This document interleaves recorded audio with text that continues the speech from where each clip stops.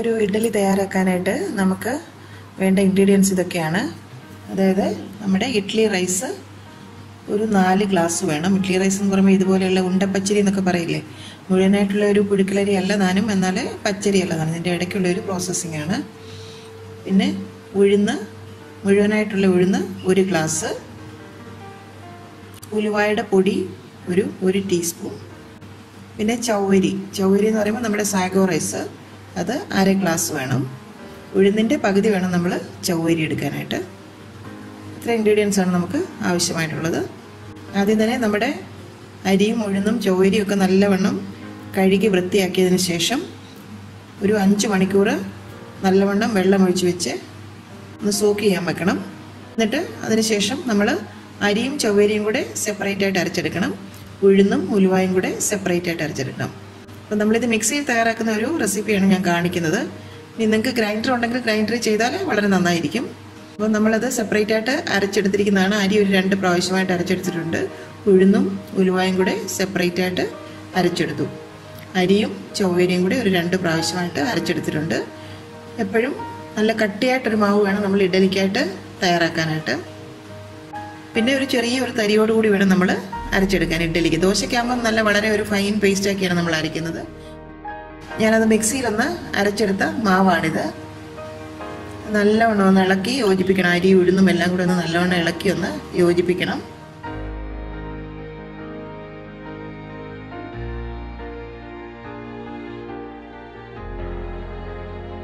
നമ്മൾ ഇഡ്ഡലിയുടെ ഒരു മാവ് നമ്മൾ ഫെർമെൻറ്റ് ചെയ്യാനായിട്ട് വെക്കുമ്പോൾ എപ്പോഴും നമ്മൾ ഉപ്പ് ചേർത്തിട്ട് വേണം അത് ഫെർമെൻറ്റ് ചെയ്യാൻ വെക്കാൻ. എന്താണെന്ന് വെച്ചാൽ അത് ഫെർമെൻറ്റ് ചെയ്ത് കഴിഞ്ഞിട്ട് നമ്മൾ ഉപ്പ് ചേർത്ത് ഇളക്കാൻ നോക്കുമ്പോൾ അതിനകത്തുള്ള ഒരു ഏറിയൊരു ടെക്സ്ചറൊക്കെ അങ്ങ് നഷ്ടപ്പെടും. ഇഡ്ഡലിക്ക് എപ്പോഴും ഒരു ഏറിയായിട്ടുള്ള ഒരു ബാറ്ററാണ് നമുക്ക് ആവശ്യം. ഇതുപോലെ ഒരു ചെറിയ തരിയോടുകൂടി ഒരു തിക്കായിട്ടൊരു മാവ് വേണം നമ്മൾ ഇഡ്ഡലിക്കായിട്ട് അരച്ചെടുക്കാൻ.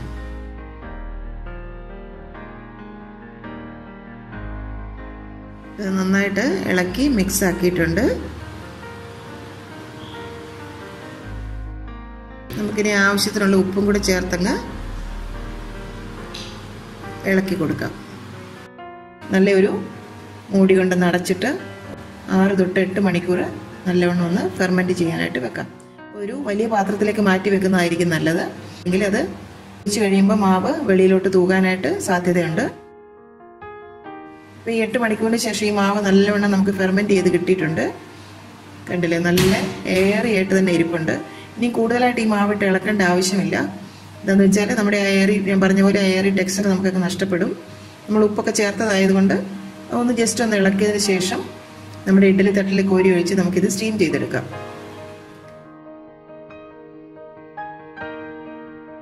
ഇഡ്ഡലിയുടെ തട്ടൊന്ന് ഗ്രീസ് ചെയ്തതിന് ശേഷം അതിലേക്ക് ഈ മാവ് പ്രേശയായി അങ്ങ് ഒഴിച്ചു കൊടുക്കണം. ഒരു 1/4 ഭാഗം വരെ ഒഴിച്ചു കൊടുത്താൽ മതി. ആ ഇഡ്ഡലി നല്ലവണ്ണം വെന്ത് കഴിയുമ്പോൾ അത് ആ ഒരു കുഴിയിൽ നിറഞ്ഞു തന്നെ ഇരിക്കും. ഞാനിപ്പോൾ ഒരു പ്രഷർ കുക്കർ തന്നെയാണ് എടുത്തിരിക്കുന്നത്. അതിലേക്ക് ഇഡ്ഡലിയുടെ തട്ടങ്ങ് ഇറക്കി വെച്ചു.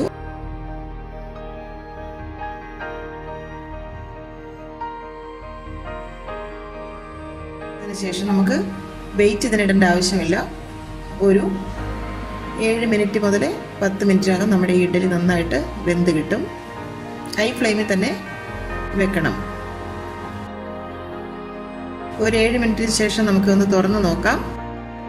ഇഡ്ഡലിയെല്ലാം നല്ല സോഫ്റ്റായിട്ട് നല്ല ഫ്ലഫി ആയിട്ട് വന്നിട്ടുണ്ട്. നല്ല പഞ്ഞി പോലത്തെ ഇഡ്ഡലിയാണ് നമുക്ക് കിട്ടിയിരിക്കുന്നത്.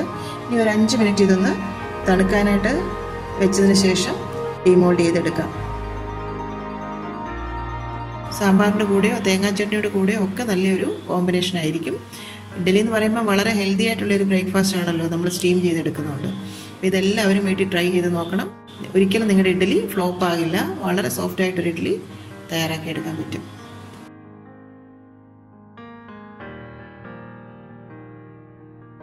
ഒരു സ്ക്യൂർ കൊണ്ടൊന്ന് കുത്തി നോക്കുമ്പം അത് വെന്തോന്ന് നമുക്ക് മനസ്സിലാകും.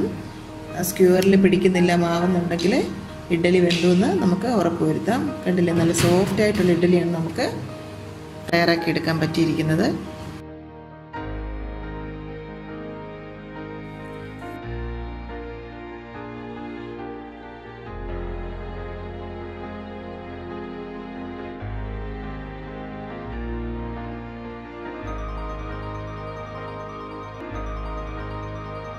നൈഫ് കൊണ്ട് നമുക്ക് പതുക്കെ ഇഡ്ഡലികൾ പതുക്കെ ഒന്ന് ഇളക്കി ഒരു പ്ലേറ്റിലേക്ക് അങ്ങ് മാറ്റാം.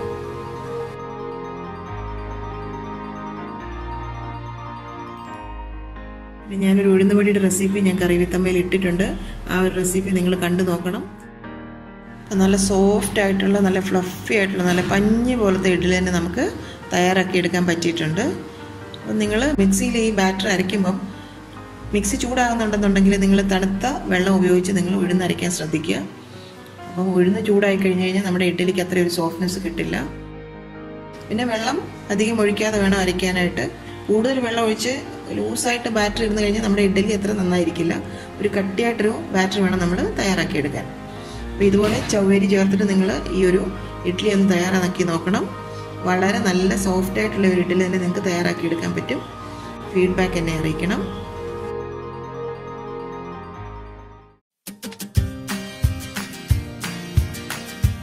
കറി വിത്തമ്മയിലെ അമ്മയുടെ ഇന്നത്തെ റെസിപ്പി നിങ്ങൾക്ക് ഇഷ്ടമായെന്ന് ഞങ്ങൾ പ്രതീക്ഷിക്കുന്നു. നിങ്ങളിൽ ഒരുപാട് പേര് ഈ റെസിപ്പീസ് എല്ലാം ട്രൈ ചെയ്ത് നോക്കി സക്സസ് ആയി എന്നറിയുന്നതിൽ ഞങ്ങൾക്ക് വളരെയധികം സന്തോഷം. നിങ്ങളുടെ ഫീഡ്ബാക്സും ഫോട്ടോസും എല്ലാം ഞങ്ങൾക്ക് വളരെയധികം വാല്യൂബിൾ ആണ്. കറി വിത്തമ്മ ഇതുവരെ സബ്സ്ക്രൈബ് ചെയ്യാത്തവരായ ആരെങ്കിലും ഉണ്ടെങ്കിൽ തീർച്ചയായും സബ്സ്ക്രൈബ് ചെയ്യണം. ഞങ്ങളുടെ റെസിപ്പീസ് ട്രൈ ചെയ്ത് നോക്കി നിങ്ങൾക്ക് ഇഷ്ടമാവുകയാണെങ്കിൽ തീർച്ചയായും വീഡിയോസ് ലൈക്ക് ചെയ്ത് ഷെയർ ചെയ്ത് ഞങ്ങളെ സപ്പോർട്ട് ചെയ്യണം. നന്ദി. Good bye.